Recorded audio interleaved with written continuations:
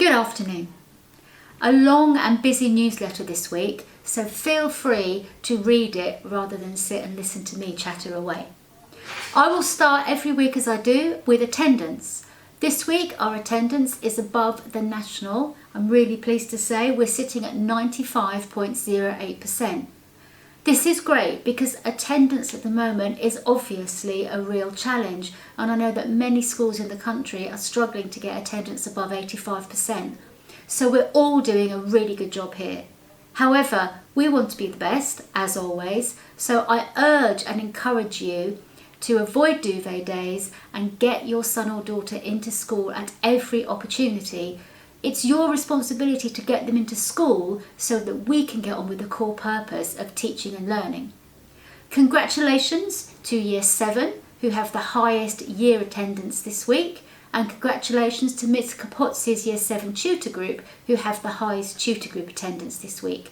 Well done to you all, give yourselves a pat on the back. This week our theme is honesty, and we had a lovely assembly, virtual of course, from Mr Burchett, where he explored the theme of honesty. I'd really appreciate it if you can find time with your family to talk about the theme of honesty in your family conversations. This week I had my second Hot Chocolate Friday, firstly with Year 7s and then socially distancing again with Year 8 and 9s. They really seem to enjoy it, and I take great pleasure in having a chat with them about how they've managed to get all of those achievement points and what they're up to at the weekend. Congratulations to all those students, and I look forward to seeing many more during the year. And now a message for Year 11s. Year 11s, I know your mocks are imminent, and to some of you this will be a stressful time. Yes, they are important, and yes, your teachers are correct in telling you that the mock results may have an impact on your results in the summer, but we need to get the balance right and we need to put this into perspective. So first and foremost, we know that there are gaps in your learning. That is why we are having the mocks early, so we can identify those gaps and do something about them. We don't want you to stress too much because we want to see what before we move on.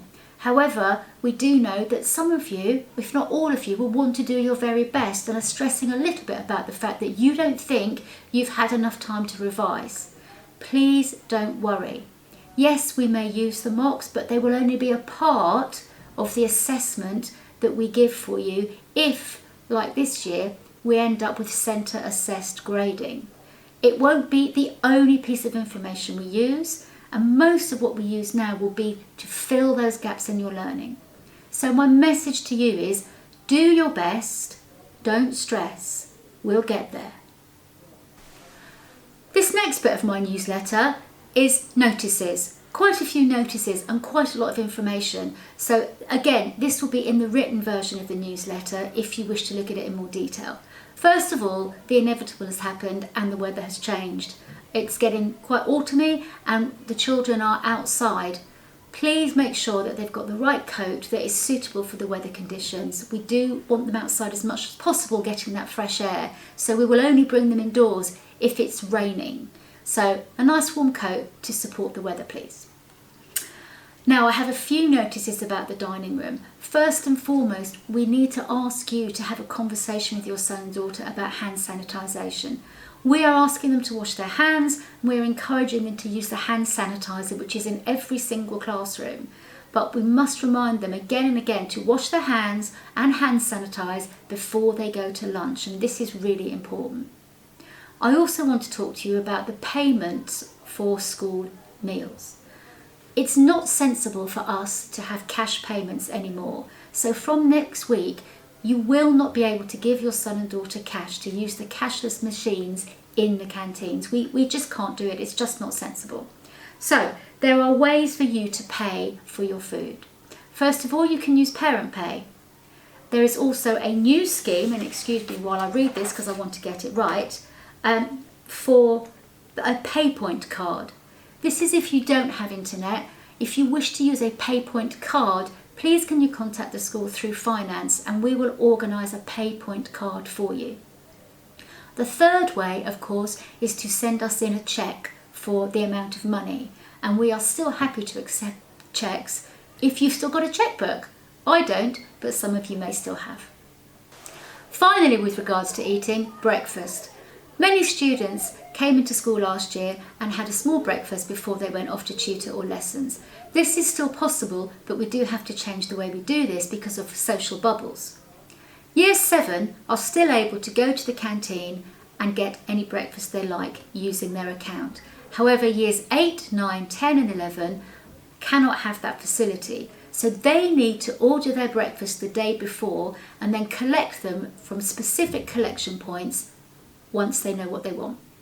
So in order to do this, they will have to use a new email address, ringma.breakfast@kingsacademies.uk, pre-order their breakfast and then the day after collect them from a specific collection point. We have said this to tutors and students, but it might be worth you having a refresher conversation with your son and daughter about this opportunity. My last notice, if you like, before I move on to my regular feature of safeguarding, and it's about mobile phones. We know that over the past 6 months, our students have been very used to having their mobile phones very close at hand. Not so anymore in school. So we need to remind you about the rules with regard to mobile phones, and please ask you to support us with this. Students are welcome to have mobile phones switched on until 8:45 when lessons begin. They must remain switched off and out of sight until 3:15 when they are welcome to switch them on and make contact with you.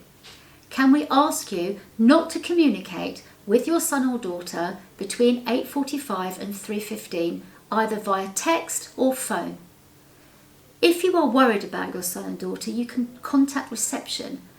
And because we are in school and you are not, we are much more able to find them quickly than you are. So the most effective way of getting hold of your son and daughter is through reception. And we value your support in keeping those mobile phones switched off so they don't distract from teaching and learning. Finally, safeguarding. I always do a safeguarding focus, and this week I've got 2 things for you. First of all, with the increase of the use of an e-scooter, Sussex Police have issued a flyer explaining to you what the rules and regulations are around that, and this will be attached to the written version of this newsletter. And finally, from me, I'd like to talk to you about sleep. We've been back to school for 3 weeks now, and I don't know about you, but I'm pretty exhausted, and I think most of our students are as well.